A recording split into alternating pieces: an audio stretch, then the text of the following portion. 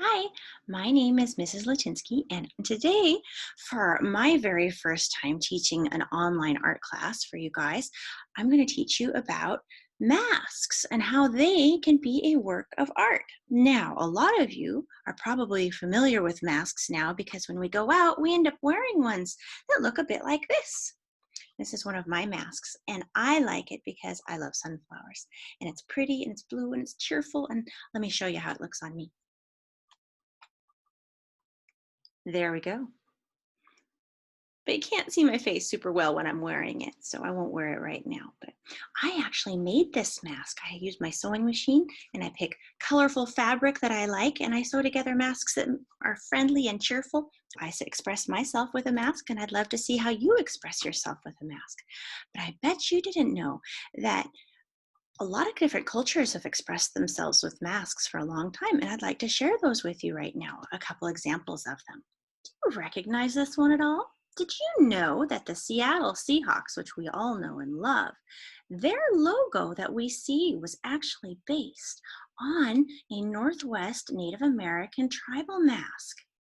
The art for the Native American tribal mask inspired the very logo we see all the time, and I bet you even have one on your shirts or a hat maybe.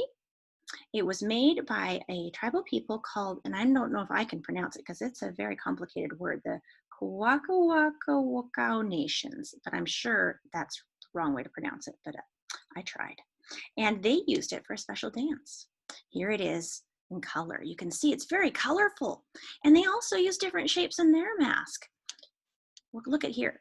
This eye shape is a very interesting eye. It's got a circle. That is a geometric shape.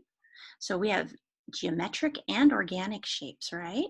And this one is more of a geometric shape, but something like this looks more like an organic shape. I don't know, but Native American art, especially in the Northwest here, has this particular kinds of shapes that you see that I suppose we might even call them geometric because they're regular, called ovoids, and U shapes. Now this one kind of looks like a U on its side, so I think we may call this one a U shape.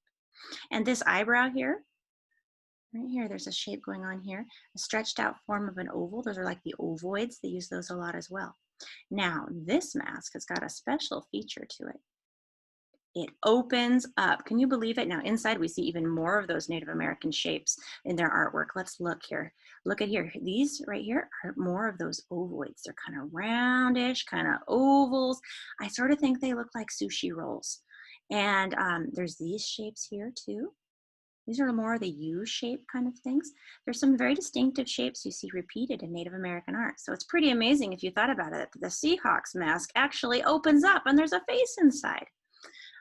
You can see this mask at the Burke Museum when it's on display. They have it there, and that's in Seattle. Okay, so let me first show you some great examples produced by my own in-house artists. Yes, I have artists in my home. I have two little artists named Lizzie and Grace. Grace is in second and Lizzie is in fifth. So Grace made an example of a mask. And here you can see her mask that she drew right here. And then she drew hair and some eyes. And she kind of chose to go with a blue eye color. She was representing herself. And she chose to put some of her favorite things. But notice the shape of the masks. You know, we have a shape here that's kind of like a U shape, the line across of it. Sort of like a half circle or a half oval going on there. And more half ovals here with the eyes. We're going to find lots of shapes in this kind of art where we create a mask. So this is her. She likes art too. I wonder where she got that. And then my daughter Lizzie in fifth, she drew a mask picture as well, a self-portrait. Now a self-portrait is when you draw a picture of yourself. And she chose a pink background for her mask. In the foreground, we have all these little images, pretty little flower, and in the background, we have the color pink. Sometimes when we do art, we worry about it being really complicated. But I want you to just think about doing some simple shapes that you already know, some geometric kind of shapes like ovals. We're going to do a lot of ovals today, and I know that you can do an oval. So the first thing we're going to do, though, is we're going to fold this paper in half. So this is a normal piece of computer paper. What you're going to do is you're going to turn it to portrait orientation. That means it's kind of the tall ways like this. And what you're going to do is you're going to fold up that bottom, and you're going to line it up as best as possible with that top. Can you do that? Line it up so it's straight. They meet each other all the way across. And then we're going to do a crease right across the bottom, just like that. We just folded our paper in half. We're going to open it up. And I should mention that I'm basing this particular project, or I got an idea from a great art teacher in Nashville, Tennessee. Her name's Cassie Stevens, and she did something kind of like this. A little bit in from the side. We're going to make an oval. Remember when I talked about ovals? It's just going to be half an oval. And we're going to go down, not all the way to the bottom, but part of the way. And there we go. This is the bottom part of our mask. Actually, it's the bottom part of our face, but the mask's part of it too. Now, we're going to go above this line, and we're going to create the other half of our oval. Like this, and don't go all the way to the top. And you know what that is? That's the top of our head.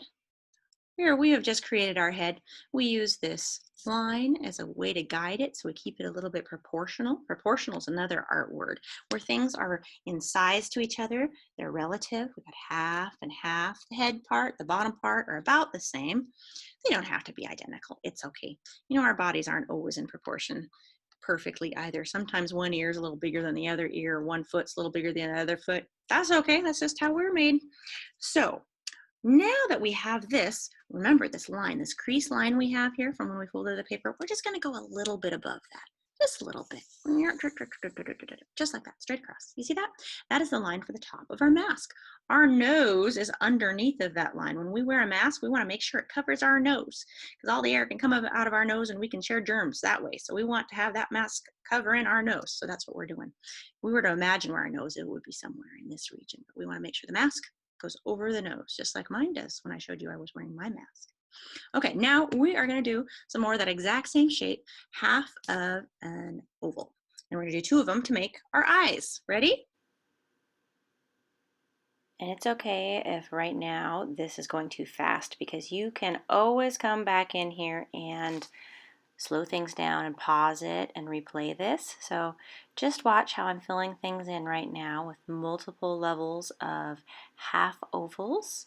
You can decide if you want to put those little dots in the middle. And then after that, you can go on in and fill them in, or you can make your eyebrows next after this. Some people got big fuzzy caterpillar eyebrows. Some people got little lines. Later, color them in and decide how thick and bushy we want to make them. But for now, that's it. We gotta think about hair. Just lightly use your pencil. You can color it later. Okay, so now what do I need? I think I need a neck. This is easy. 2 lines right there. I've got a neck. Ears. I just did my hair in front of my ears, but I can add more hair later. Ears usually go like when you're doing a drawing. Look at how my ears, top of my ears line up with my eyebrows. You see that? Pretty much a little bit lower than the eyebrows, but somewhere around there. So it's kind of helpful to know the top of your ear should probably be somewhere around there. And the bottom of your ears, where do they end up? They end up somewhere around the bottom of your nose. It's all rough, but somewhere down there. Now it's time to decorate. I'm doing a sunflower and a chocolate bar, whatever you want. Make it about you. Now it's time to fill in those pupils. Use a black pencil, fill them in, grab some more pencils and use some colors and fill in all those decorations you made on your mask. Make it all about you. Patterns too. Time to color in that hair. Grab a pencil and shade lightly if you have light hair, and make sure you leave it behind your neck if you've got long hair and you want it to go behind your neck, or if you've got short hair, that doesn't matter so much.